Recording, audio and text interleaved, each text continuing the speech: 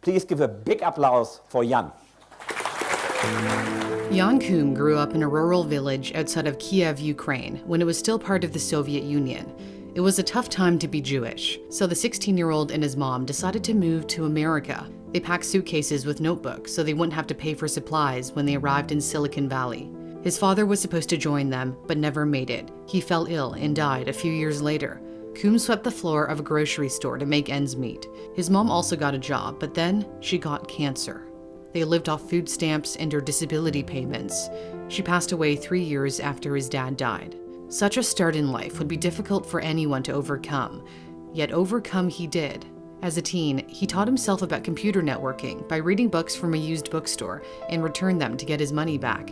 He enrolled at San Jose State University, but dropped out when Yahoo offered him a job as an infrastructure engineer. That's also where Brian Acton worked. The two got along really well, and after almost a decade at Yahoo, they quit, took a year off to travel all over South America, and then applied for jobs at Facebook, but got rejected. That didn't deter Koum. He had enough money saved from his time at Yahoo to launch his own venture alongside Acton, a communications app called WhatsApp. The app exploded in popularity, and ironically would go on to be bought by Facebook for $19 billion. Time and time again, immigrants appear to rise to the top despite the roadblocks. Why is that?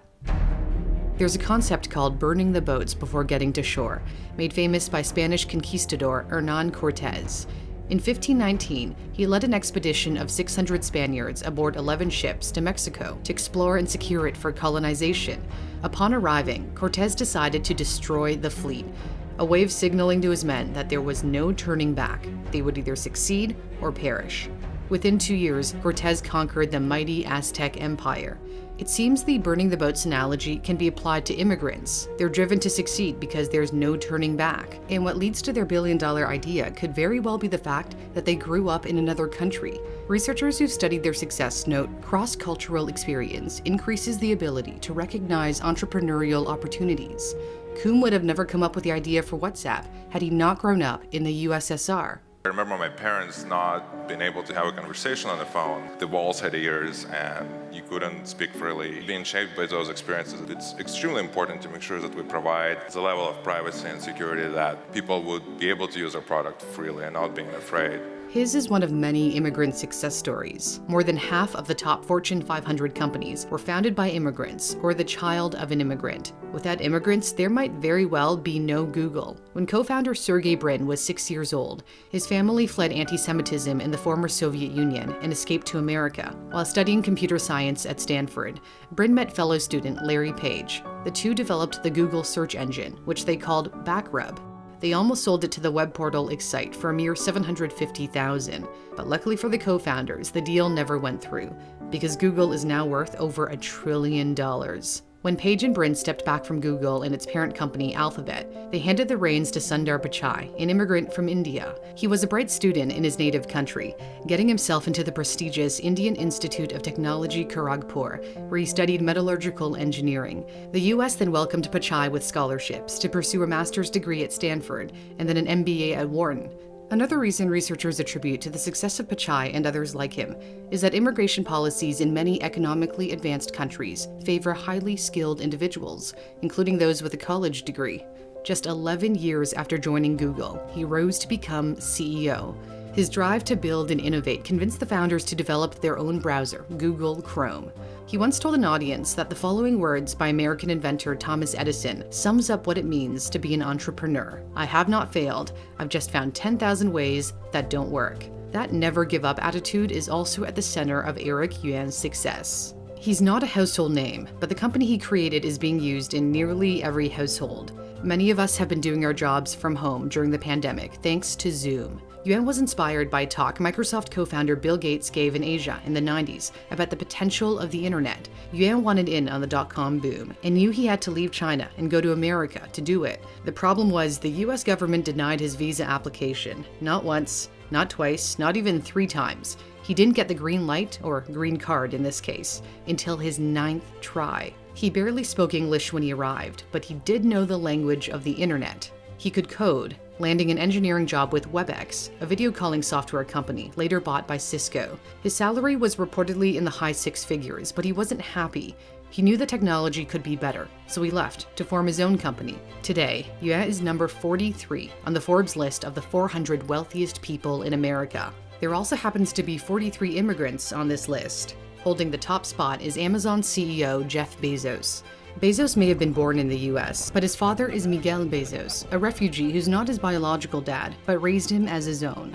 He fled the Castro regime in Cuba when he was 16 years old. He was all by himself. I have a hard time even imagining that. He was a member of Operation Peter Pan, a rescue program for children run by the Catholic Church and heavily funded by the American government. Miguel's mother thought the US would be really cold compared to tropical Cuba, so she made him a heavy jacket from cleaning cloths, the only material she could get her hands on. It's now framed in his house. When he landed in America, he couldn't speak any English, but figured it out. He got a scholarship to a university in New Mexico and also took a job at a bank for extra cash, where he met Jeff's mom, Jackie. Jeff Bezos has spoken proudly of his father and how much he inspired him because of his determination, optimism, and grit. That mindset helped the young Bezos guide Amazon through the turbulent dot-com bubble when many other tech companies folded, and led him to take risks, like offering free shipping to entice customers, even though the math didn't make sense. Such strategies helped grow Amazon into the behemoth it is today. Psychologist Angela Duckworth is well known for her research on the factors that predict success. She says the key to success, the single most important factor, is how gritty you are, writing in her book on the topic, "Enthusiasm is common, endurance is rare." Someone who knows a thing or two about enduring is Elon Musk, who emigrated from South Africa to the US by way of Canada, where he spent a couple of years as an undergrad. When asked by CBS's 60 Minutes whether he considered packing it in after SpaceX's third launch failed, he responded, "I never give up. I'd have to be dead or completely incapacitated." Thankfully, he didn't give up, because the fourth flight was a success. We have liftoff. Stage separation confirmed. One day, that grit may see Musk arriving on the doorstep of Mars.